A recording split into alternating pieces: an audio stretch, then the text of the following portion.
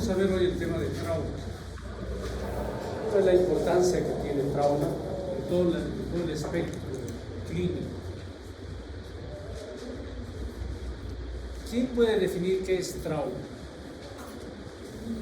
¿Alguien tiene una idea de lo que es trauma? Trauma es una lesión caracterizada por una alteración estructural y funcional. Es una lesión con alteraciones anatómicas y fisiológicas, eso es lo que estoy queriendo decir. Una lesión que te ocasiona alteración anatómica y fisiológica, pero es resultante de una exposición aguda a un tipo de energía. Total. ¿Se entiende? Trauma es una lesión caracterizada por una alteración estructural y funcional que resulta de la exposición aguda a un tipo de energía. Entonces, quisiera que dijeran bien el concepto, ¿ya? Esa energía puede ser mecánica y dentro de ella la principal energía cinética, o sea, la energía de movimiento, pero también puede ser resultante de la exposición aguda a energía térmica, química, biológica, etc. Esta es la definición de trauma que tiene el Comité de Trauma de la American College of Surgeons, el Colegio Americano de Cirugía. Entonces, para resumir, digamos, trauma es el resultado de la transferencia de energía al cuerpo humano. Cuando el cuerpo humano absorbe una cantidad absurda de energía, se produce lesión. Y esa energía generalmente es la energía cinética, la energía de movimiento. ¿Y cómo es que esta energía se transfiere al cuerpo humano? Se transfiere a través, o sea, esta transferencia va a determinar el tipo de trauma que va a originar. Es el llamado mecanismo del trauma. Y ya aprendemos un concepto, de que de acuerdo al mecanismo del trauma, de acuerdo a la forma en que esa energía es transferida al cuerpo, el trauma se divide en trauma contuso, trauma penetrante o trauma abierto, o trauma por explosión. No hay más. El trauma te va a producir una lesión contusa, eso significa lesión interna de órganos. Aparentemente por fuera estás muy bien, pero por dentro el trauma te ha ocasionado serias lesiones. ¿Qué tipo? Anatómicas y funcionales. Ese es un tipo de trauma, el trauma contuso, trauma cerrado. Pero también el trauma puede producir lesiones abiertas o penetrantes, en esas que se muestra una solución de continuidad en algún nivel del cuerpo humano, de la anatomía. Y finalmente un tipo de lesión que puede combinar lesiones contusas o abiertas o penetrantes, que son las lesiones que generalmente por explosión. ¿Sí? Ahora, esa transferencia de energía obedece inexorablemente a las leyes de la física. Esa energía se transfiere de tal modo que está gobernado por las 4 leyes de Newton, que son las leyes del movimiento. ¿Qué nos dicen? Son 4. Primero, la ley de inercia. Un cuerpo permanece en reposo, dice, mientras un cuerpo permanece en movimiento. No hay una fuerza que altere eso. La fuerza es igual a la masa por la aceleración. O sea, cuanto más grande la masa del cuerpo que va a transferir la energía al cuerpo humano, y cuanto a mayor velocidad esté, va a ocasionar mayores lesiones. Siempre después de cada acción hay una reacción. Una respuesta de transferencia de energía es la acción, y la reacción es la lesión propiamente dicha. Y hay una conservación de la energía, no se pierde, la energía solo se cambia, se transfiere. Y en este caso, desgraciadamente, la energía se absorbe al cuerpo humano. La energía cinética, para resumir, es igual a masa por la velocidad. ¿Qué significa todo esto? Como la principal energía responsable de la lesión traumática es el movimiento, la energía cinética, a mayor velocidad, mayor probabilidad de lograr las lesiones. Si ustedes están yendo, ¿qué diferencia hay? En su auto están yendo a 40 kilómetros por hora. cualquier accidente que luego produzca una lesión va a ser mucho menor que si ustedes van a 80 o a 100 o a 120 por minuto. Se multiplica, fíjense, al cuadrado por la velocidad. O sea que piensen bien antes de pisar el acelerador cuando están manejando, en su moto, en su auto. Cuanto más velocidad, mayor probabilidad de lesiones traumáticas severas. Eso es lo que en síntesis dice la ley del movimiento de energía de Newton. ¿Qué dice Newton? Que cuando nos sometemos a un tipo de trauma en la que la energía es la energía cinética, nos sometemos inexorablemente a la ley de la física. No hay nada que nos salve. Igual que una caída de un 10º piso, no es lo mismo que caer de la propia altura, ¿verdad? Ahí juega también la energía cinética del movimiento.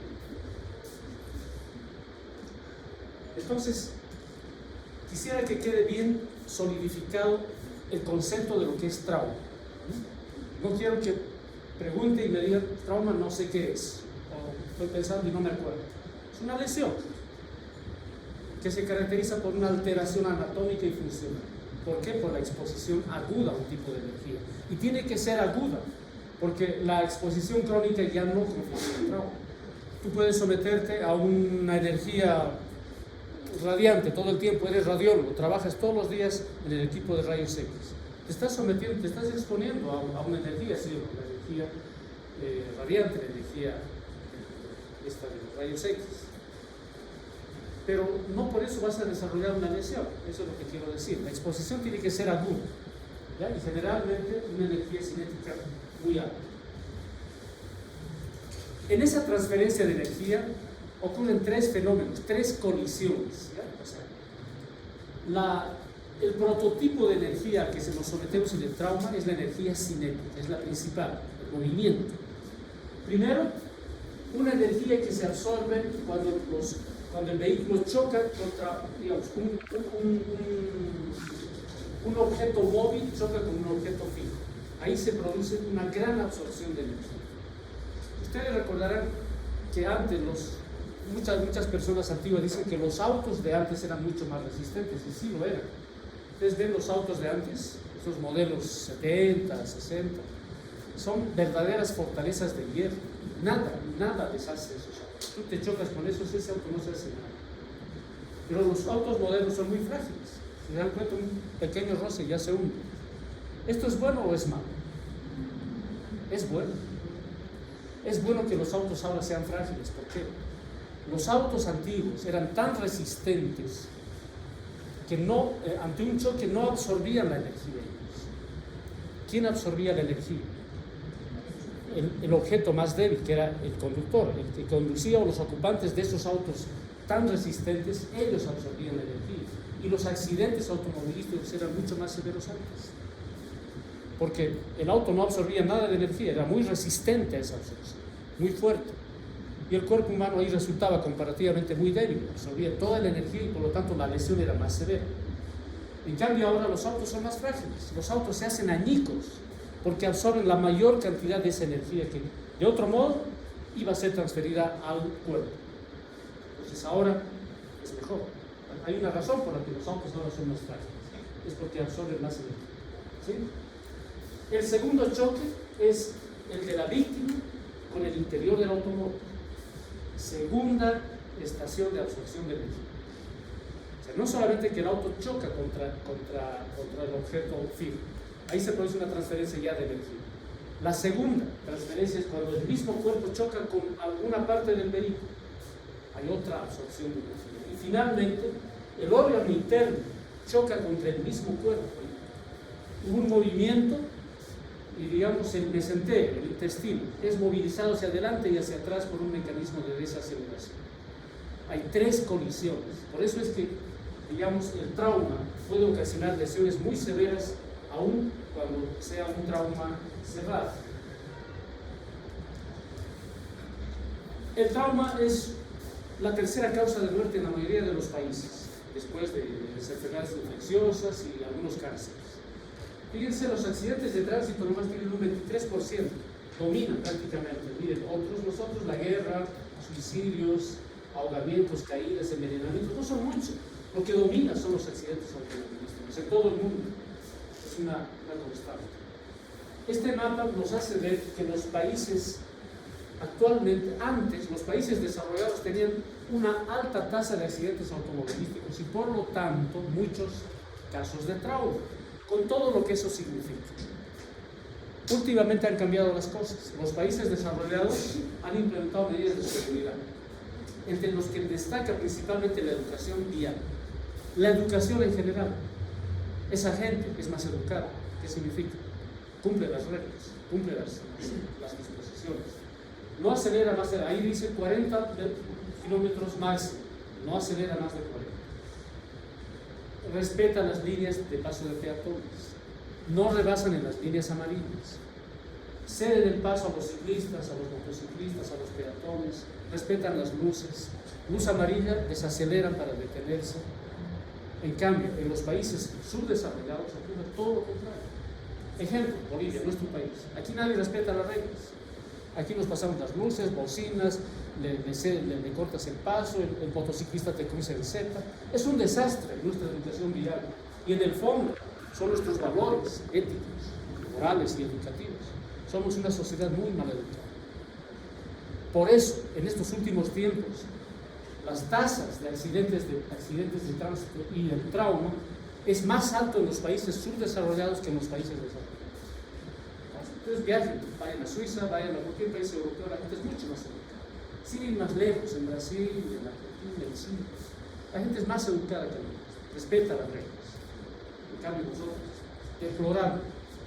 Por eso, acá en Bolivia, los accidentes de tránsito y de trauma son muy severos, la mortalidad es muy alta y las secuelas que eso significa. El hecho de que te mueras en un accidente de tránsito es poca cosa, entre comillas. Si sobrevives, vas a pagar tributo a las secuelas que te dejan eso. ¿Qué te deja? Te deja una dependencia total, te deja lisiado, con una dependencia absoluta. No puedes alimentarte, no puedes vestirte, no puedes hacer tus necesidades, necesitas asistencia, necesitas médicos, se complican con úlceras. Un costo social muy elevado. Por eso el tema es muy serio.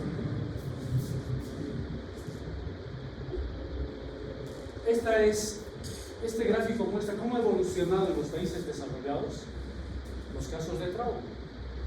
Ahora son menos, pero es más alto en los países subdesarrollados.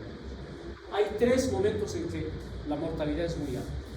Hay un primer pico de muerte, que es este, que ocurre segundos a minutos después del accidente. Generalmente son lesiones severas del encéfalo o de la médula espinal alta, o ruptura cardíaca o ruptura de grandes vasos por el trauma. Se rompió la aorta, se rompió las cabras, se rompió el corazón, así literalmente. O se produjo un traumatismo craneoencefálico severo, donde la masa encefálica se derrama ahí en la calle. ¿Han visto esas cosas? Son horribles. Sucede. Ese tipo de accidentes, trauma, configura la primera curva de muerte, donde la mortalidad es muy alta, donde no hay mucho que hacer. Puede llegar un paciente así con una ruptura cardíaca o aórtica a la emergencia donde ustedes atiendan, y aun cuando ustedes estén bien preparados para atender, tengan los recursos técnicos, de infraestructura, de equipamiento para atender, la chance de sobrevida de esa persona es muy baja. Igual se va a morir. Muy poco que hacer. Lo único que se puede hacer, ¿qué es? Prevención, educación, evitar ese accidente. Hay un segundo pico de muerte, que es este, ¿ya? Donde la muerte ocurre en minutos y hasta en horas. ¿Cuáles son esos? Traumatismos cráneoencefálicos, neumotórax hipertensivo, hemotórax masivo, traumas abdominales, ¿no? Con laceraciones hepáticas, etc., o fracturas pélvicas. Aquí sí, la persona puede sobrevivir y debe sobrevivir. Aquí es que actúa el médico, un médico bien preparado, un médico entrenado, que sabe lo que hace para dar la atención necesaria a esa víctima del trauma. Aquí es que el médico se forma. Aquí incidimos en este segundo pico de muerte. Y hay un tercer pico de muerte que es más tardío, ocurre en días o hasta en semanas y hasta en meses. Paciente que luego del accidente está en terapia intensiva, un mes, 5 semanas, y al final puede morir. ¿Por qué se muere? Generalmente por complicaciones del trauma, sepsis, falla multiorgánica, tromboembolismo pulmonar, y generalmente se debe a una mala atención brindada en los primeros minutos del segundo turno. No ha sido bien atendido, no se han hecho unas cosas que han sellado la suerte de esa persona, que le permiten sobrevivir, pero que sellan su futuro en las 4 o 5 semanas, que va a conferirles esa especie de maldición, de complicación tardía. Va a ser sepsis o va a ser falla multiorgánica, porque quizás no has reanimado bien ese riñón, estaba en insuficiencia renal aguda y no has manejado adecuadamente los líquidos. Claro, no se va a morir rápido, se va a morir en 5 semanas. Ese es el tercer pico de muerte. Hay 3 picos de muerte. Para eso, para atender al trauma, para atender esas víctimas de trauma cuya incidencia es muy alta, se ha desarrollado un sistema de atención organizado, sistemática, jerarquizada. ¿Qué significa organizada? Que es primero es una atención de un equipo, no de una persona, de un equipo, donde cada persona tiene un rol para hacer en esa atención. Es sistemática, ve al paciente de una manera general, abarcan varios aspectos en la atención de esa persona y principalmente es jerarquizada, es decir, se ocupa de atender primero las situaciones que más amenazan la vida de esa persona. O sea, hay personas, las personas víctimas de trauma tienen un motivo principal de muerte. O sea, ¿de qué se mueren esas personas? ¿Qué es lo que causa que esas personas se mueran? Eso es lo primero que se va a atender y es lo primero que se va a resolver. La atención en el ATLS es una atención diferente. Ahí no se hace anamnesis, no hay que tener una historia clínica bien hecha, completa, no se precisa. Allá se diagnostica y se resuelve en el momento.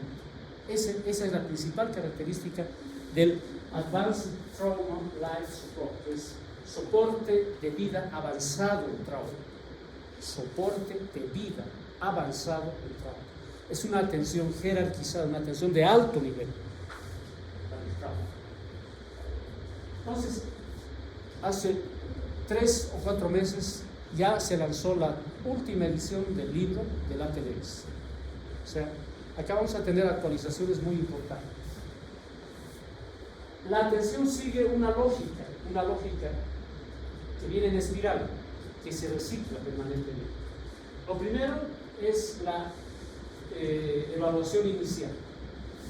La evaluación inicial que contiene un enfoque de atención que se llama el XABCD. Antes era solamente ABCD, ahora es XABCD. Vamos a ver por qué.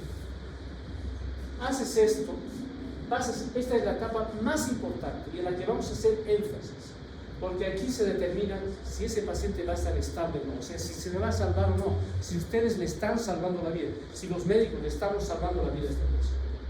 Está estable, no está curado definitivamente, pero está estable. Le he dado soporte circulatorio, soporte ventilatorio, soporte neurológico. Y el paciente está conmigo. Paso a una segunda etapa donde voy a pedir algunos exámenes anexos.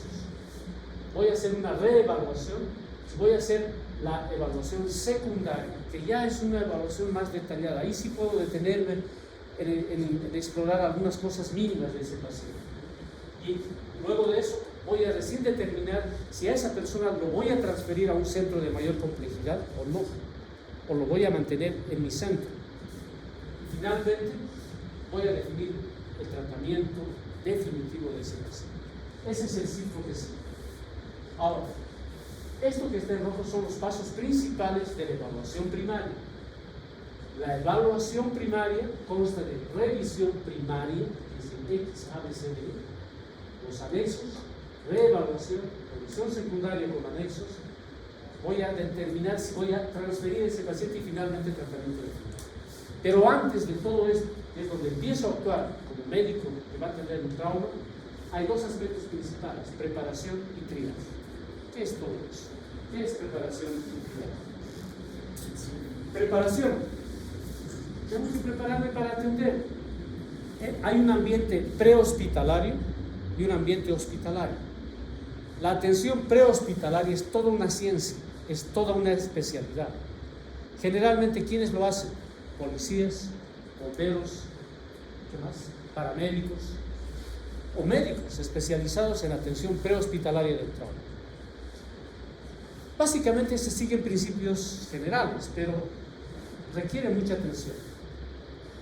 Cuando ustedes estén en la posición de atender a una persona víctima de trauma en el ambiente extrahospitalario, en la calle, tienen que tomar ciertas precauciones generales. No son expertos en atención prehospitalaria, pero hay unos principios generales. Primero, ¿qué es lo primero que van a hacer? Si tienen un paciente en la calle, víctima de trauma, y ustedes son médicos. ¿Asegurar qué? Eso, asegurar el escenario. Es decir, tienen que saber ustedes que si van a prestar atención a esa persona víctima de trauma, ustedes tienen que estar seguros. Digamos, un accidente en una curva automovilística, hay 3 personas que están heridas, ustedes tienen que prestar atención a esas personas. Tienen, digo, porque quizás están trabajando en una ambulancia, son médicos de la policía, de bomberos, qué sé yo. Porque otra cosa es que pase de casualidad, ahí si quieres atiendes, si no, no. Aunque moral y éticamente deberíamos atender a ese paciente. Ya, la cosa es que tienes que atender a ese paciente. No vale la pena que tú intentes atender a estas personas si están circulando ahí a 80 por minuto en esa curva, los vehículos.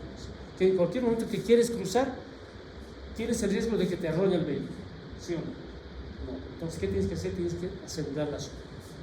Seguramente, alguna otra gente pedirás tú que ponga piedras, anuncios, que se corte el tráfico, que se desvíe, cosa que tú estés segura, ¿no?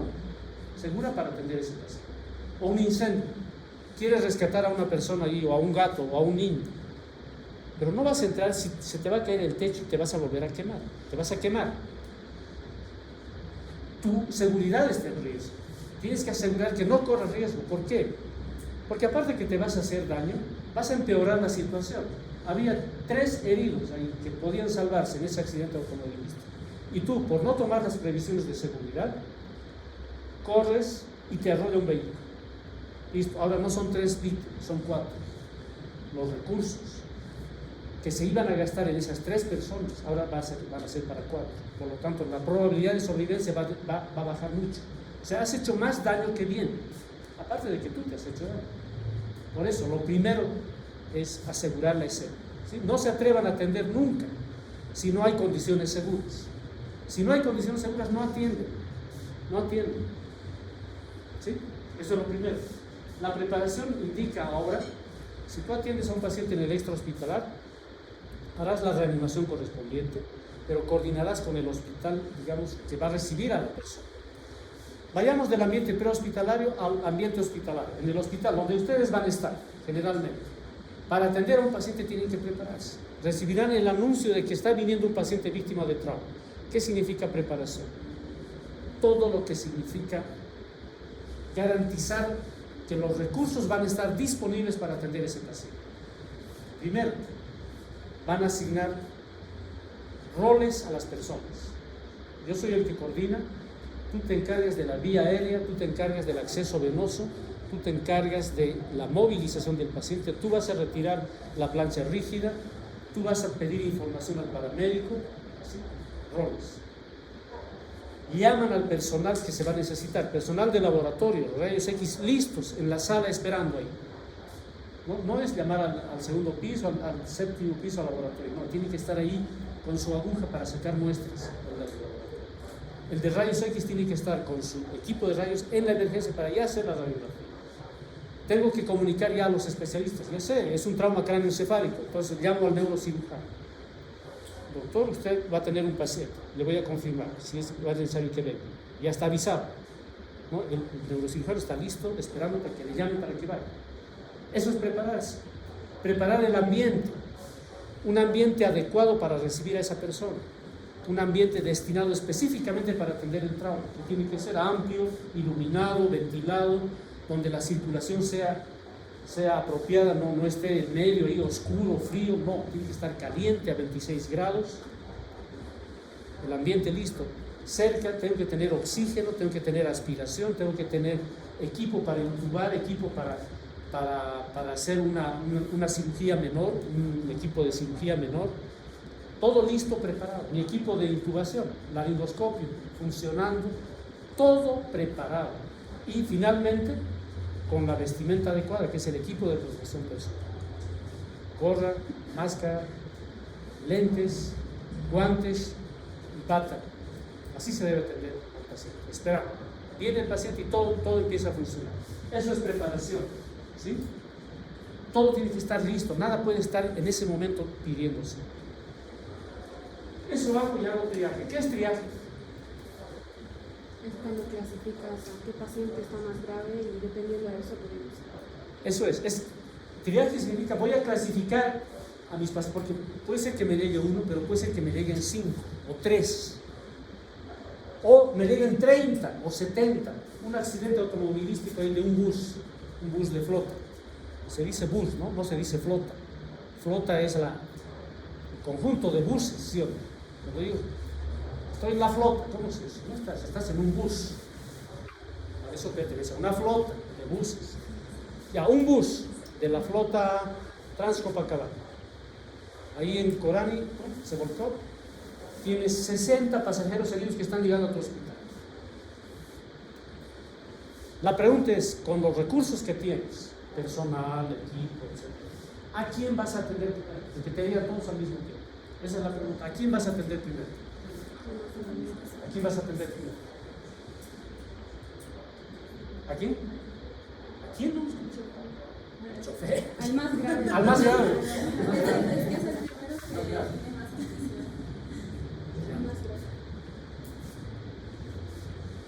Ella dice al más grave. ¿A quién atenderías? Al más grave. O sea, tengo que clasificar a mis pacientes, quién es grave, quién es todo eso. ¿Es así? No es así. No es así. Primero tengo que saber cuántas víctimas tengo. Eso se llama múltiples víctimas o cantidad masiva de víctimas. Cuando tengo, en realidad es clasificar a los pacientes de acuerdo a los recursos que yo tengo para atender a esas personas y de acuerdo a la gravedad de las lesiones de los pacientes.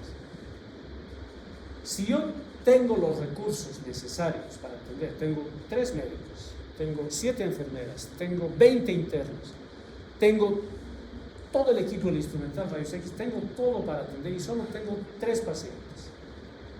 En ese caso, que se llama múltiples víctimas, sí voy a atender al más grave. Ahí sí. ¿Quién está más grave? Ahí se lo voy a atender. ¿Qué pasa ahora, en cambio, si tengo 7 pacientes y solo soy yo el único médico? Solo tengo una enfermera, 3 internos que recién han empezado a rotar, no saben nada. Y no tengo oxígeno, no tengo banco de sangre, solo tengo algunas cosas para curar. ¿A quién voy a atender primero en esas circunstancias? ¿Cambia? ¿Cambia la situación? ¿Cambia? ¿Cómo cambia? Al menos yo ayudaría a los que sí pudiera, para lo que esté a mi alcance. Pero ¿cómo? Ahí se atiende al que tiene más chance de sobrevivir. Tengo 7 heridos. Dentro de esos tengo a uno que está tequeado, con un trauma cráneoencefálico expuesto, tiene hemoneumotórax, está ya choqueado, tiene una fractura expuesta de fémur. Y tengo otro paciente que tiene un hemotórax, nada más. ¿Quién tiene más chance de sobrevivir? El que tiene hemotórax. Es más, tengo otro que solo tiene un escalpo, un poco de eso, está sangrando y nada más, está caminando, está tranquilo. ¿A quién voy a atender primero? ¿Al del escalpo, al del hemotórax o al que tiene politrauma? Al del escalpo le voy a atender primero, porque ese tiene más chance de sobrevivir. ¿Han visto sangrar un escalpo? Mucha sangre bastante. Es dramático, toda la cara, parece que se va a morir. Puede ser, mucho sangrado. Los recursos que tengo van a alcanzar, ¿para qué? Para garantizar que el del escalpo o el del hemotórax vivan. Van a vivir. Voy a salvar con seguridad ese otro. El otro, lamentablemente, Si yo quiero atender al otro que está más grave, la chance de que yo logre que sobreviva ese paciente es muy baja. Además, mis recursos no me alcanzan, con lo que tengo no va a sobrevivir. Pero ya, voy a atender al más grave. A ese que está más grave con trauma expuesto del cráneo, trauma de doble fractura del fémur expuesto, con hemoneumotórax, en shock. Le voy a atender. Voy a sacrificar todos mis recursos para hacerle vivir a él, para atender. Al final, quizás no va a vivir, igual se va a morir. Después de 1 hora de reanimación se va a morir. ¿Qué pasó con los otros dos? Los otros dos ya están más graves. El del hemotórax ya se está por morir igual. El del scalp igual, con una pinche herida en la cabeza ya está choqueándose. ¿Qué ha hecho al final? Se murió uno y los otros dos están muy graves, se van a morir igual. O sea, por salvar a uno voy a perder a los 3. Prefiero garantizar a los que sí pueden vivir. Eso es triaje. Depende, si tengo muchas o pocas víctimas. Cuando tengo pocas víctimas y tengo los recursos, atiendo al más grave, sí, o al chofer. Pero si tengo muchos pacientes, si tengo pocos recursos, atiendo al que tiene más chance de sobrevivir. ¿Sí? La explicación es lógica. ¿Qué les parece? Bueno, entonces, el ATLS atiende esto, el famoso XABCD. Esa es la lógica de atención que voy a tener. X significa, este es un cambio de los más grandes que ha habido últimamente como paradigma en la atención del trauma. ¿Ya? X significa, ¿qué atiendes? Hemos dicho en el trauma, las lesiones que más te matan primero. Se ha visto que actualmente un sangrado externo, escúchenme bien, un sangrado externo que sea exsanguinante, o sea que si ese sangrado va a significar que toda tu volemia se va a ir al piso, eso es lo primero que tienes que atender, porque esa es la primera causa de muerte. Estamos hablando de un sangrado exsanguinante externo, nuevamente digo, cuidado que en el examen se les tome el pelo. Por ejemplo, un sangrado de una extremidad, una arteria braquial que esté bombeando sangre así de esa manera, es exsanguinante, es externo. Eso es lo primero que voy a atender, voy a cohibir ese hemorragia. Pero si es un sangrado mínimo, no es exsanguinante, no voy a atender eso. O si es un sangrado interno, una ruptura hepática o una ruptura esplénica, es un sangrado interno, no voy a atender eso primero. ¿Cómo voy a atender? Tendría que operarse. ¿Cómo voy a operar a ese paciente? No, también tengo que seguir una lógica de atención. Siempre que el sangrado sea externo y exsanguinante, voy a primero atender la hemorragia. ¿Estamos de acuerdo? Pero si no cumple estas condiciones, es un sangrado mínimo y es un sangrado interno, nada. Voy a pasar, que es garantizar una vía aérea permeable. ¿No? ¿Qué tengo que hacer? ¿Qué es A? Es proteger la vía aérea, es decir, garantizar que esté permeable la vía aérea, pero protegiendo siempre la columna cervical. ¿Sí? ¿Qué puede haber aquí? Una incapacidad, ¿no? para mantener la vía aérea permeable, como por ejemplo, por una lesión directa, o un paciente cuyo estado de conciencia baja y ya no seas capaz de mantener abierta la vía aérea. B es respiración y ventilación. No solamente tiene que estar el camino para el oxígeno expedito, sino que tiene que haber mecánica ventilatoria, tiene que haber intercambio gaseoso. Eso es respiración y ventilación. Circulación, C. Control de hemorragias y garantizar circulación. ¿Dónde puede ser que cuando hay shock hipovolémico? ¿Qué tengo que hacer? Controlar hemorragias y garantizar una adecuada perfusión de órganos. En C. En D voy a evaluar el estado neurológico, que principalmente si hay una lesión central o una lesión periférica. Lesión central o periférica. Eso voy a evaluar. Y finalmente voy a exponer, voy a ver otras zonas de ese paciente para detectar una lesión inadvertida. Está con ropa. y no he visto la lesión, porque puede ser grave. Tengo que exponer ese desvestir totalmente al paciente, siempre garantizando que no se exponga a la hipotermia, porque la hipotermia es parte ¿de qué? ¿De qué? De la triada letal. ¿Cuál es el componente de la triada letal? Hipotermia, acidosis y coagulopatía, la triada de la muerte. En el triaje ya hemos visto, esto es cuando hay muchas víctimas. Cuando hay pocas víctimas sigues el flujo corriente de la atención al paciente. La etapa X, vamos a hablar ahora, ¿qué se hace en X? Es principalmente detener, ¿cómo detienes una hemorragia? Lo primero, por compresión directa. ¿Ves que algo sangra? Comprime.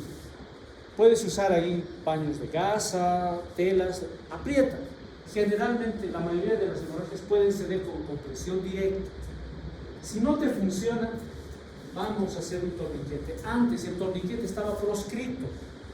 Hasta el anterior libro del ATLS, desde el 6º hasta el 10º, decían, nunca haga torniquete, estaba contraindicado. Ahora está nuevamente en vigencia. Fíjense, una lesión exsanguinante. ¿Qué es? La arteria braquial que debe estar sangrando. ¿Qué se ha hecho un torniquete? A veces, ni siquiera el torniquete funciona. Entonces ahí tengo que ver si tratamiento quirúrgico. ¿Cuáles son las condiciones para el torniquete? Primero tengo que hacerlo directamente sobre la piel, no sobre la ropa, directamente sobre la piel, primera condición. A 5 u 8 centímetros de la lesión. No puede estar muy serio. 5 a 8 centímetros. Si tu torniquete está bien hecho, tiene que perderse el pulso periférico. No tienes que perder el pulso. El sangrado tiene que cesar. Le haces el torniquete, dejó de sangrar y ya no tienes pulso. Esos son los indicadores de que tu torniquete está bien hecho. Si el sangrado no cede, pese a que has hecho un buen torniquete, puedes hacer un segundo torniquete a 5 centímetros por encima del primero. Si este estaba aquí, aquí harás otro torniquete. ¿Sí? Y tienen que anotar aquí en algún momento, como aquí en este papel, la hora en que has hecho el torniquete. Esas son las condiciones para hacer un adecuado manejo de X en el trauma. ¿Estamos? Ahora la etapa A, que era vía aérea y protección de la columna cervical. Tengo que hacer 4 cosas. Primero, estabilizar la columna cervical.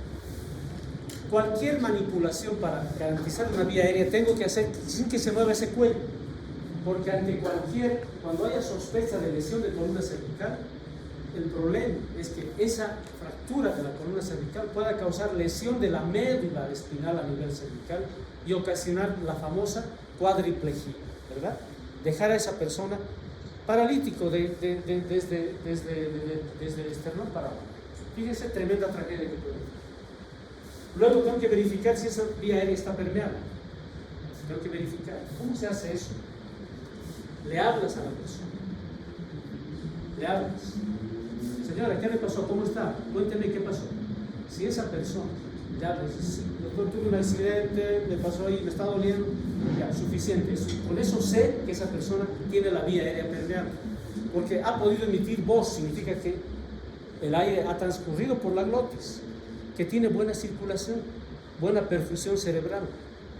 O sea, la vía aérea está permeable, punto. Luego tengo que ofrecer inmediatamente a ese paciente.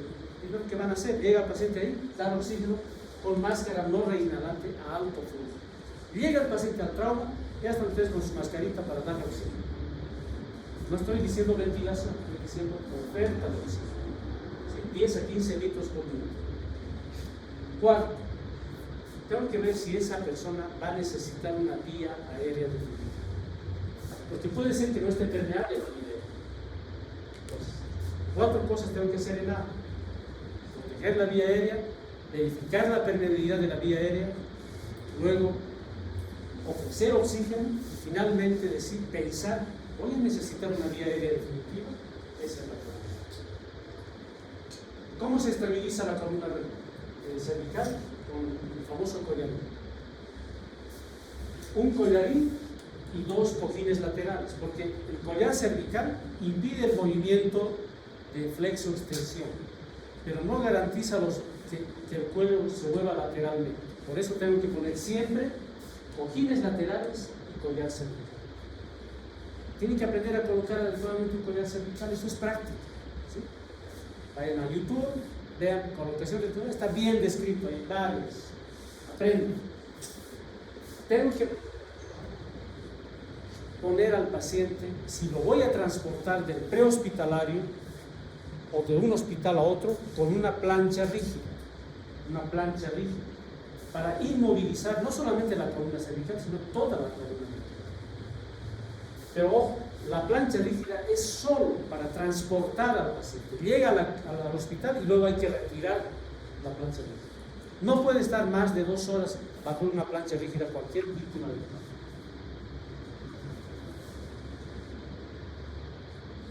Antes, en la 10ª edición del ATLS, había mucho cuidado con lo de la columna cervical.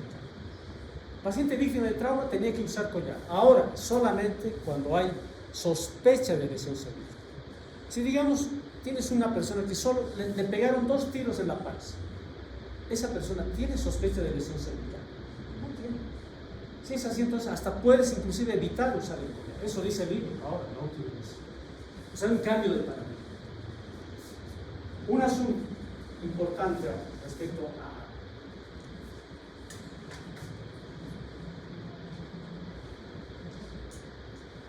cómo movilizar a un paciente. Por favor, esto es importante que vean, porque van a ver cosas muy malas que ocurren cuando tratan de rescatar a un paciente. Fíjense, el paciente tiene que ser movilizado en bloque, como si fuera una sola pieza. Se necesitan 3 personas para movilizar a una persona. Uno inmoviliza la columna cervical y estas 2 personas dicen cómo cruzan el hombro, la cadera y las piernas para mover en bloque al paciente. En ese momento se retira la tabla. De esa manera se mueve y de esa manera se coloca la tabla también. ¿Han visto los partidos de fútbol cómo hacen? ¿Cómo les llegan?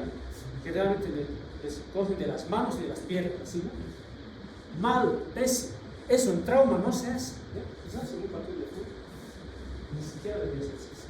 Deberían hacerse como hemos visto. El paciente debe ser movilizado en bloque. En bloque. 3 personas siempre. Fíjense cómo se posiciona. Llegó a la clínica, tengo que sacarle esta plancha rígida. No puede estar en los niños, es solo para transporte. ¿Cómo cruzan los brazos? Hombro, cadera, cadera, piernas. Cruzan. Hay uno que ordena, se gira el paciente y se retira la tabla. Lo mismo se hace cuando voy a colocar la tabla, ¿sí? Hago eso y le coloco la tabla. Y aprovecho aquí para hacer el examen clínico del paciente. Ya va a ver si hay lesiones, porque está perdiendo oportunidades, pero no voy a tener esa oportunidad. No quiero ver que ustedes, por favor, movilizan a un paciente de otra manera. No puede ser que le estén jalando las piernas, los brazos. Ahora, otra cosa es el proceso de extricación. ¿Qué se llama eso? De extraer a un paciente, a una persona, por ejemplo, de un vehículo, atrapado en un vehículo. ¿Cómo? No van a poder hacer esto. Hay otras técnicas ahí que se llama extricación. Es más para los rescatistas, policías, bomberos, saben hacer eso, los médicos también. ¿Ya? Hay que aprender. Son técnicas diferentes, no tanto complejas como ellos. No, nada del otro mundo, pero sí, digamos, más para el rescate prehospitalario.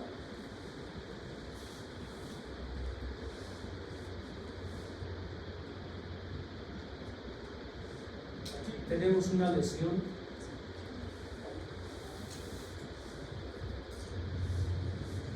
de columna cervical. Fíjense esta fractura, ¿no? Entre C5 y C6. Tremenda fractura de columna cervical. La médula espinal está así. Si movilizamos este cuello, estos fragmentos de hueso van a seccionar la columna. Por eso es que hay que proteger la columna cervical.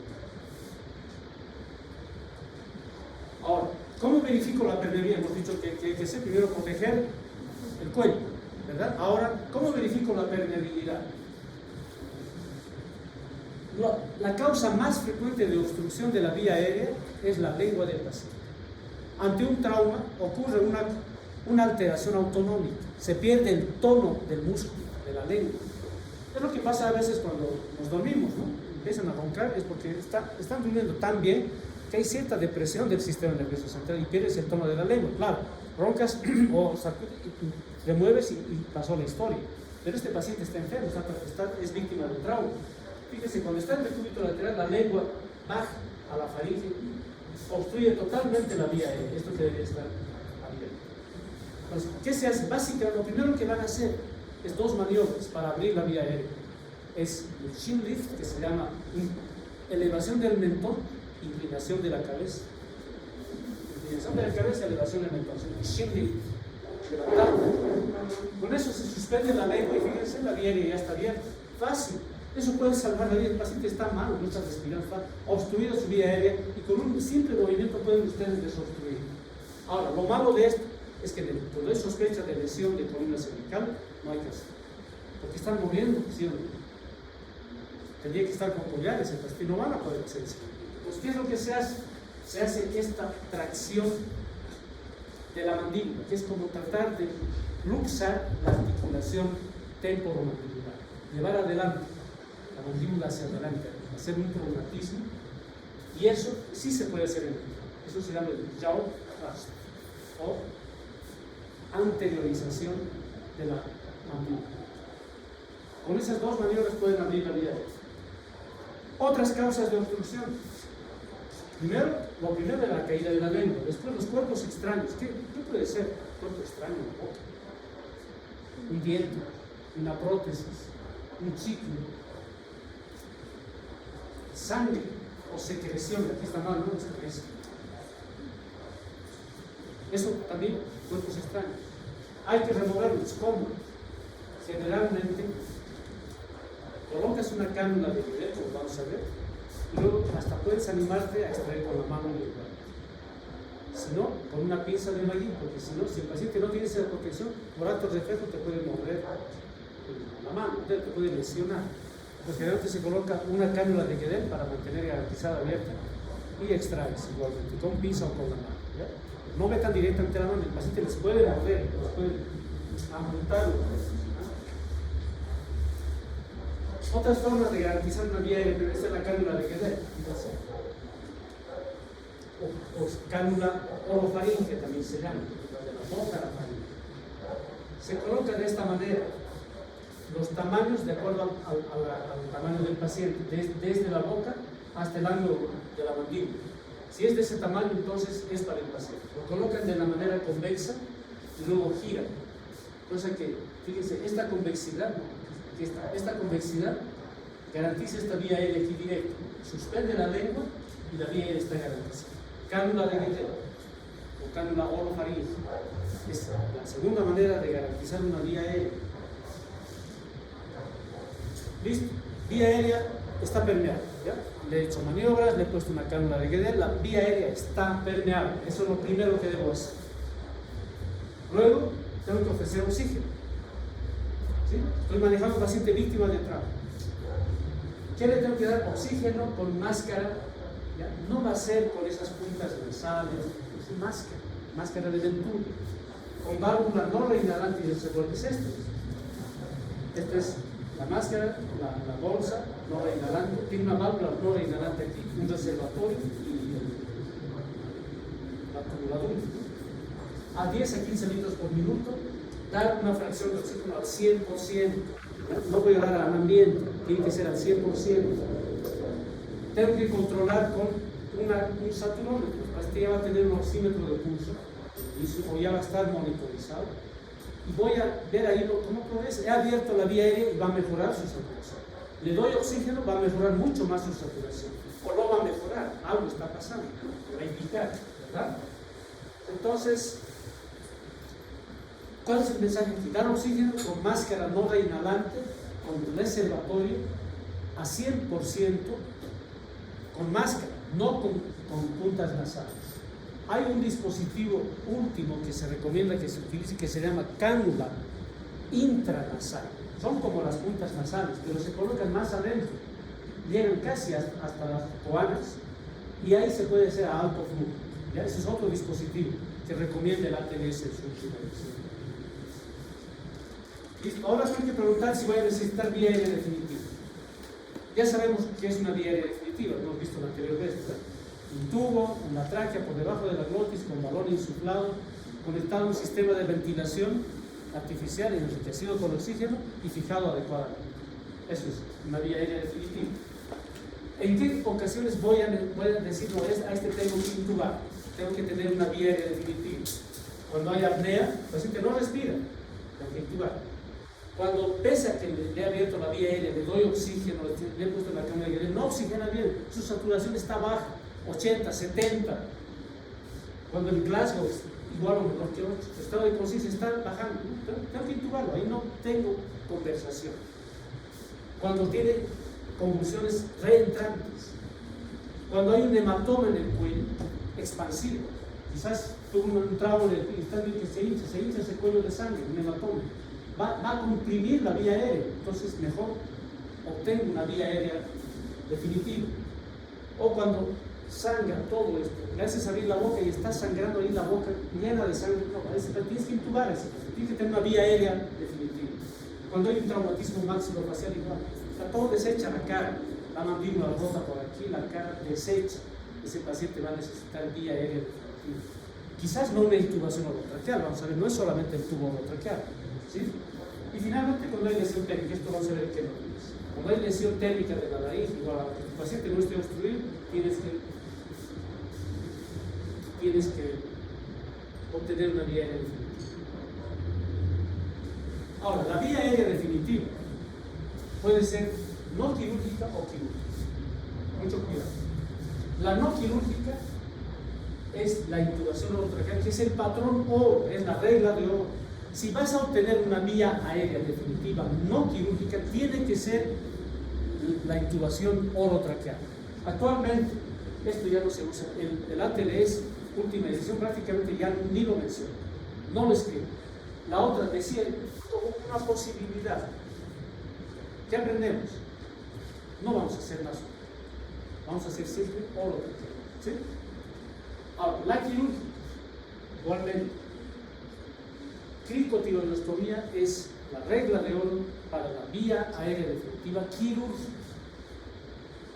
No así la traqueostomía, porque la traqueostomía es un procedimiento más engorroso, más complicado, demora más tiempo y tú estás en una urgencia, estás en una emergencia. Puedes complicarte, porque ¿qué hay aquí abajo? Aquí tienes muchos músculos, los músculos preioideos, ¿no? O infraioideos que se llaman. Tienes muchos vasos sanguíneos, tienes las venas yugulares anteriores, inclusive a los lados están ya las venas yugulares profundas.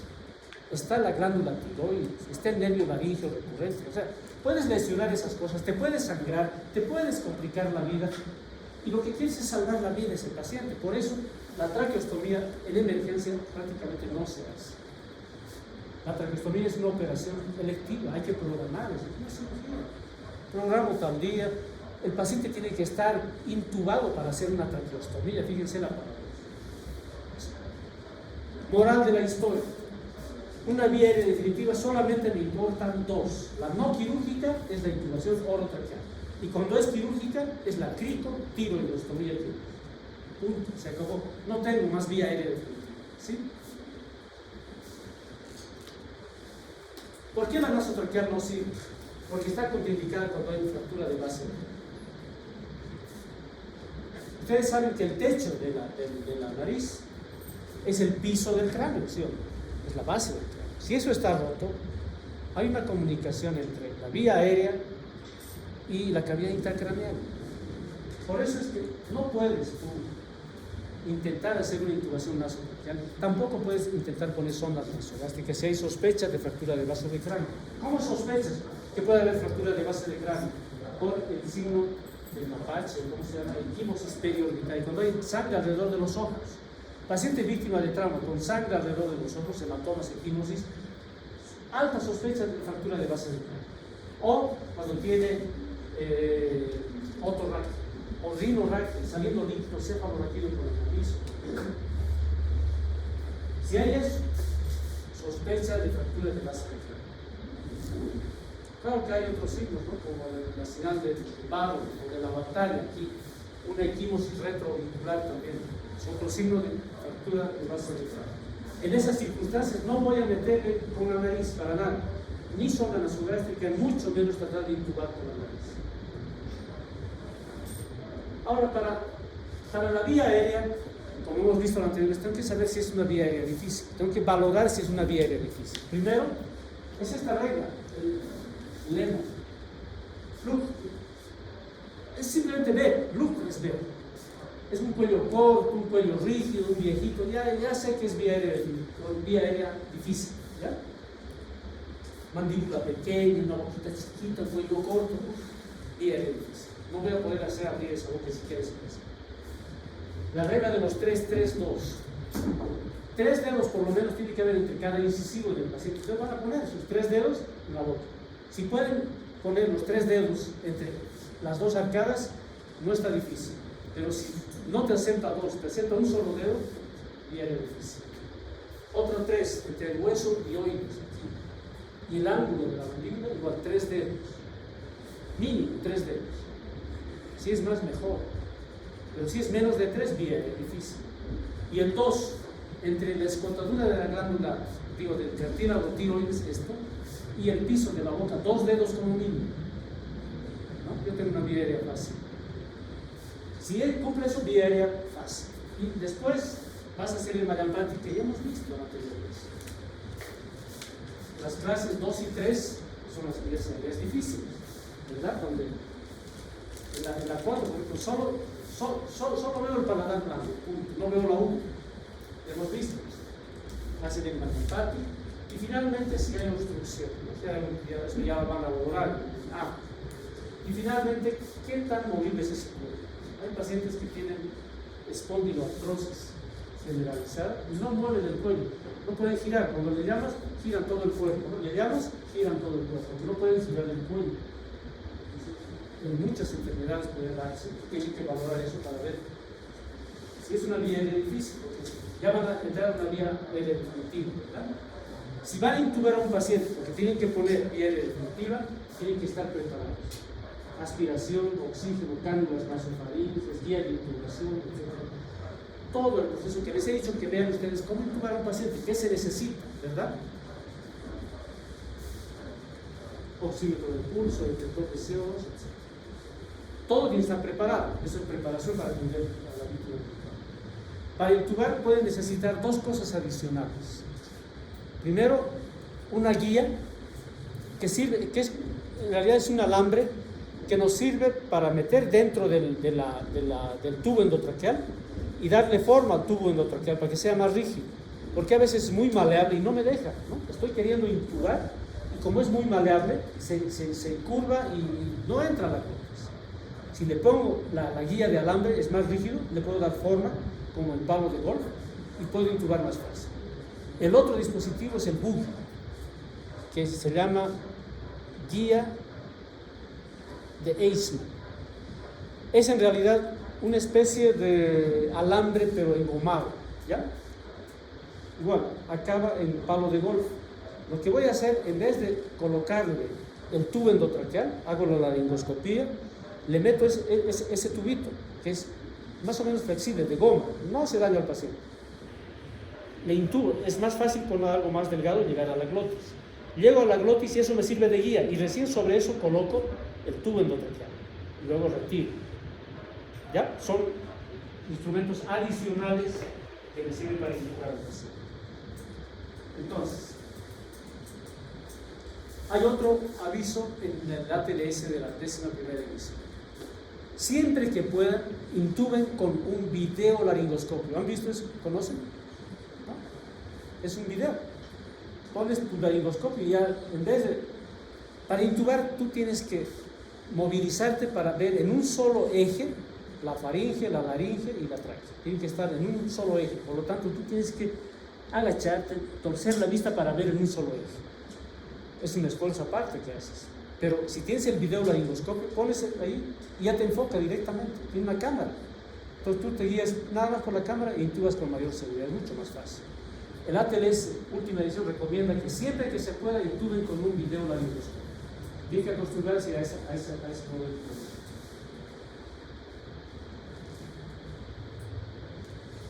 Paciente víctima de trauma va a ser tributario de recibir secuencia rápida de intubación. Ya hemos visto la anterior vez, ¿no? Nos adelantaba. Esto es considerando que esa persona está con estómago lleno. La secuencia de intubación rápida no significa que tengas que intubar rápidamente, ¿no? Como esta mañana hemos dicho con algunos de ustedes. Significa que los medicamentos que van a usar para la inducción anestésica, para la hipnosis y para el bloqueo neuromuscular son de acción rápida y ultra corta. Le pones el medicamento y rápidamente logras hipnosis. El paciente, le pones y el paciente se duerme, se va así como su compañera, así se duerme rápido. Al rato, dormido. Y el bloqueo que vas a lograr igual es rápido. Se relaja. Totalmente relajado. Por eso se llama secuencia de intubación rápida. Medicamentos que te van a hacer dormir rápido y te van a relajar rápido. Se requiere preoxigenación, hemos dicho, no se ventila ese paciente, solo se preoxigena, se da etomidato como hipnótico o sedante, se hace succinilcolina como relajante muscular, y ahora un gran cambio que les prometo que puede entrar a examen. Antes había que hacer la maniobra de Selig para intubar. ¿Qué era eso? Apretar la membrana cricofaríngea. ¿Para qué? Era para cerrar la vía aérea y evitar que durante la intubación te broncoaspires. Era para proteger la vía aérea. Porque este paciente víctima de trauma no está en ayunación. Ha desayunado, almorzado. Generalmente es después de una fiesta. Tiene mucho trago y comida en la barriga. El paciente se va a broncoaspirar. Entonces, cuando hacían esta secuencia rápida de intubación, era un mecanismo de proteger. Hundías esto y cerrabas la vía aérea mientras intubabas. Evitabas una regurgitación o un vómito. Actualmente, y muestra esto en el libro, la 11ª edición, dice que no hay ningún estudio que se ha hecho, ha demostrado que esa maniobra haya disminuido la mortalidad o la morbilidad. No, o sea, no sirve para nada, no sirve, y más bien perjudica. Quien va a intubar y le hace la maniobra de Selig pierde la noción de la vía aérea. Eso pasa. Te lo apretan eso y pucha, te has perdido. Estabas ya viendo la vía aérea y no. Más bien te perjudica. Actualmente no se recomienda así. ¿Ya? Ahora, no puedo intubar al paciente.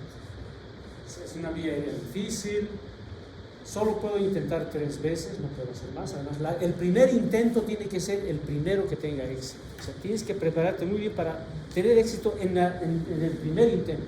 Ojo, no es lo mismo intubar a un paciente víctima de trauma que a un paciente bien bonito en quirófano, ¿no? Preparado para operarse, está relajado, todo bonito. Ahí a ustedes les hacemos inclusive intubar, ¿no? A los estudiantes, a ver, intubar, fácil, casi está relajado, todo está programado. No, en el trauma es distinto, el paciente es una emergencia. No utilizas todos los medicamentos, utilizas solamente algunos. O sea, es terrible, operar en emergencia es terrible. Y por eso a veces puedes fracasar. Fracasaste en tu intubación, entonces tienes que recurrir a otra alternativa. Puede ser una vía aérea quirúrgica. Si no es no quirúrgica, tendrá que ser quirúrgica. ¿Cuál es esa? ¿Cuáles son las indicaciones cuando hay hemorragia? Si está sangrando mucho la boca, inclusive ya no vas a intentar hacer directamente la intubación, sino directamente vas a hacer una quirúrgica, la cricotiroidostomía. O cuando hay un trauma máximo facial extenso, esa cara destrozada que hemos visto, cara destrozada, fracturada la mandíbula deforme, intentar hacerle abrir la boca para intubar. Entonces directamente haces quirúrgica. Lo mismo cuando hay edema de glotis, en las alergias, por ejemplo, en el shock anafiláctico, ¿sí? O en una enfermedad, en las laringitis en los niños era muy frecuente antes esto, en las epiglotitis. Hoy no hay tanto como las vacunas. O cuando hay distorsión de la anatomía, ¿no? Un cuello deformado, directamente hace quirúrgica. Ahora, ya hemos visto esto, ¿por qué no traqueostomía y por qué sí cricotiroidostomía? ¿Verdad? Cuidado que me digan ahora, les pregunto, ¿qué vas a hacer para obtener bien? ¿Traqueostomía? No. Así se hace la cricotiroidostomía. Voy a ver entre el borde inferior del cartílago tiroides y el borde superior del cartílago cricoides hay una membrana. Así. Cortan la piel, divulsionan la grasa, ahí está ya la membrana. Es una membrana blanco grisácea. Fácil, es fácil. Les digo que es fácil. Hagan el corte bisturí 1 centímetro, máximo 2, separen con separadores de Farabee la grasa y listo, ahí está la membrana. Tienen la membrana, la cortan, dilatan con una pinza Kelly e introducen una cánula de traqueostomía. Listo, ya está su vía aérea. Esto no debería durar más de 1 minuto y medio, 2 minutos en manos experimentadas. En manos no experimentadas no puede pasar de los 3 minutos. Máximo. Y listo, ya han salvado ese paciente. Tiene vía aérea, si no está respirando. Ahora, no puedo. Nunca me ha gustado la cirugía, me pongo nervioso, no puedo cortar a nadie, no me gusta o no he tenido éxito. Puede ser. Entonces, ¿qué puede ser una vía aérea alternativa? Que se llama vía aérea supraglótica o extraglótica. ¿Qué quiero decir con eso? O sea, no puedo, he fracasado también haciendo la crico. Tengo que hacer algo para ventilar a ese paciente, tengo que hacer algo para lograr una vía aérea. Lo único que me queda es una vía aérea supraglótica o extraglótica. ¿Qué significa eso? Que no es vía aérea definitiva. No voy a instalarlo debajo de la glotis, va a estar por encima de la glotis. ¿Cuáles son esas? La máscara laríngea y la cricotiroidostomía por punción. O sea, en vez de cortar, hacer cirugía, no, directamente voy a puncionar.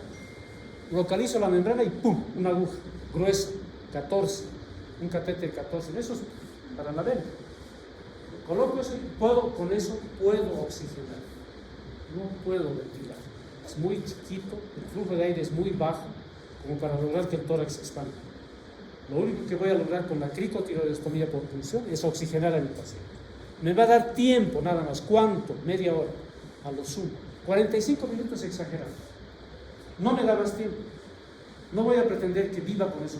No, me da media hora ¿para qué? Para que me organice, para que respire profundo, me quite el nerviosismo, llame a otro, llame al cirujano, llame a fulano, me traigan el equipo que faltaba, o venga alguien que sabe hacer más cricotiroidostomía, para organizarme y hacer una vía aérea definitiva como la gente. Solo me sirve para eso la cricotiroidostomía por punción. Eso que ven en las películas, ¿no? Le pone aquí una cosa. No va a vivir, mentira. No va a ventilar. Solo le está dando oxígeno. Claro, salva la vida transitoriamente. Pero no puede vivir con eso. Tienes que hacer una vía aérea definitiva, que es un tubo en la tráquea por debajo de la glotis con balón insuflado, etcétera, etcétera, etcétera. Eso sí, es vía aérea definitiva. Esto sí. La máscara de laringe a veces sirve por más tiempo, pero igual te metes, retirarla y hacer una vía aérea definitiva. Tubo laringe y tubo esofágico son otras opciones también, pero no es fácil.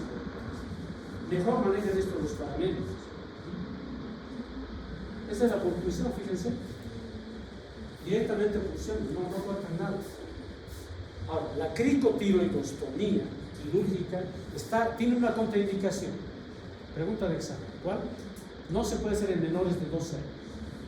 Tienes un niño de 10 años, necesitas vía aérea definitiva, quieres hacer una cricotiroidostomía quirúrgica, contraindicado, no puedes. ¿Por qué? Porque a la larga va a ocasionarte traqueomalacia. ¿Qué significa eso? O estenosis traqueal. Toda la vida ese paciente va a estar sufriendo con estenosis o con fístulas, porque traqueomalacia significa que la tráquea se te va a volver gelatina. Ese cartílago, que era resistente, así durito, se va a volver gelatina. Va a ser fístulas o va a ser estenosis. Es todo una tráquea. Pero no haces.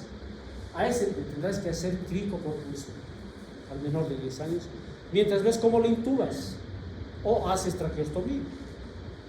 Media hora te da para hacer una traqueostomiación en ese niño, es mejor hacer una cricotiroidostomía. En cambio acá, por ejemplo, puedes hacer en los niños, hay mucha retención de CO2, tiempo máximo 30-40 minutos. Estos pueden hacer carbonarcosis porque retienen mucho CO2, como no ventilan, como todas no se expanden, retienen CO2 y hacen carbonarcosis. Acidosis respiratorias brutales, severas. Etapa B. Todo eso es vía aérea nada más. Ese era el objetivo de la clase. Atención inicial, vía aérea. Pero es A, B, C, D, ¿verdad? Una hoja. En B, ¿qué vamos a hacer? Asegurar que haya ventilación. La vía aérea ya está garantizada. Fíjense, solo vía aérea permeable, nada más hecho hasta ahora. Que esa vía aérea esté permeable. sea con vía aérea definitiva, sea con cánula de Guedel, sea con tricotiloidostomía, etcétera, etcétera, etcétera. Ya está garantizada la vía aérea, ahora tengo que garantizar que ese paciente respire, que ventile. Vamos a ver esto en trauma de tórax, o creo que no, van a ver ustedes en cirugía 2, trauma tórax. Ahí se ve ventilación, que es neumotórax hipertensivo, neumotórax abierto, todo eso van a ver en cirugía 2. Pero es garantizar una buena ventilación. ¿Ya? En C, principalmente van a ver en cirugía 2, en trauma de abdomen. Eso es en C, en trauma. O sea, segunda parte del ATLS van a ver en cirugía 2. Aquí es principalmente ver si hay sangre en el abdomen. Ahí hay que hacer ecofast, hay que hacer punción, lavado peritoneal diagnóstico, etcétera, etcétera. Pero es principalmente contener hemorragias internas y reponer líquidos, reponer sangre, para evitar que el shock hipovolémico. ¿Sí? Eso es el C, lo que van a hacer. Circulación. En D, van a ver el nivel de conciencia, el nivel de respuesta pupilar, que va a implicar si hay lesión central. Si hay lesión central por hipertensión intracraneal, por un hematoma, etcétera, extra o epidural, y que esté ocasionando hipertensión intracraneal, que te den los signos clásicos de Koch, ¿no? ¿Qué es? Hipertensión arterial, bradicardia y irregularidad respiratoria, ¿no? Se han olvidado. Eso es la teoría de Koch. ¿Qué significa hipertensión intracraneal? ¿Cómo se va a ver? Con alteración de las pupilas, o midriasis, anisocoria o miosis, ¿no? Según la lesión del séptimo par, tercer par, cuarto par. Todo eso van a ver examinando en D. Van a ver la escala de coma de Glasgow, tienen que saber ustedes diagnosticar el Glasgow de una persona en 5 segundos. Glasgow 8. Ese nivel de maestría tiene que llegar. Y en E, desnudar al paciente, exponer todo. ¿Por qué? Porque puede tener una lesión escondida, puede ser muy grave. Garantizando la integridad del paciente, su privacidad, todo eso, ¿no? Buena temperatura, no estar desnudando a un paciente y estar ahí a 12 grados, 26 grados. En la preparación de atención del trauma, tienen que decir ustedes que desconecten el aire acondicionado, que usen frazadas o colchas calentadas previamente, que toda solución para enterar que se va a administrar al paciente, lactato, fisiológico, sea calentado a 39 grados. Todo tiene que estar caliente, paciente cubierto. Eso es exposición. ¿Sí?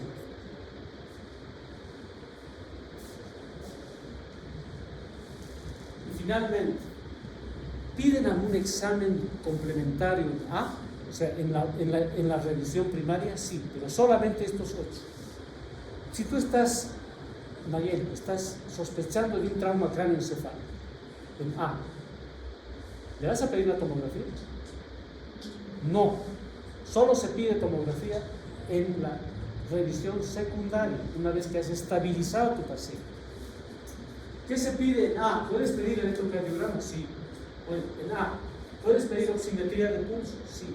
¿Puedes pedir capnografía, que es la cantidad de CO2 que expulsas en cada respiración? Sí. ¿Gasometría arterial? Sí, para saber su estado ácido-básico. Puedes pedir en A. Radiografía, ¿pero de qué? El radiólogo está esperando en la sala, ¿no? Para hacer radiografía de tórax o de pelvis. Nada más. No vas a pedir de cuello, de cabeza, nada. Solo de tórax y de pelvis. Nada más. FAST o IFAST. ¿Qué es eso? Es ecografía focalizada en trauma. Focus, System, Sonography, trauma, en trauma. Ecografía focalizada en trauma. Lavado peritoneal diagnóstico, prácticamente ya no se va a hacer. Esta edición pensé que ya lo iba a eliminar, pero todavía lo menciono. Pero en el futuro ya no se va a hacer. Si tienes ecografía, el lavado peritoneal diagnóstico ya pierde valor, porque además es difícil hacer. Tienes que abrir abdomen, tienes que hacer una mini laparotomía, ponerle un catéter, echarle suero, sacar luego y analizar para ver si hay sangre. ¿Quién de ustedes se puede atrever a hacer eso? abrir la panza del paciente. Difícil. Supuestamente tendría que hacerlo un médico general, encargado de un servicio de trauma. Pero felizmente ha sido sustituido por una ultrasonografía. Pero sí se puede hacer. Y finalmente puedes poner sonda vesical o nasogástrica en A también, con los cuidados respectivos, con las contraindicaciones que puede haber. Contraindicación Nayeli para sonda nasogástrica. Rápido, dime uno. Una cirugía grande. Nada, señor. ¿Qué he dicho? ¿Qué he hablado? Dime una contraindicación para sonda nasogástrica. Fuerte. Sospecha de fractura de base del cráneo. ¿Para qué me he desguiñatado hablando así? Y apnea. Si sospechas que tiene fractura de base del cráneo, equimosis periorbitaria, rinorraquia, otorraquia, señal de la batalla aquí con equimosis retroauricular, sospechas de fractura de base del cráneo, ¿cómo vas a poner una sonda? No, no lo vas a hacer.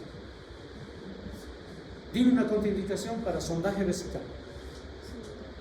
Puedes poner en A, deberías. Si estás choqueando a tu paciente, por mayor razón, tienes que verificar su diuresis, ¿no? Para saber si está yendo bien, ¿cierto? Puede ser quemaduras. Contraindicación para sondaje vesical.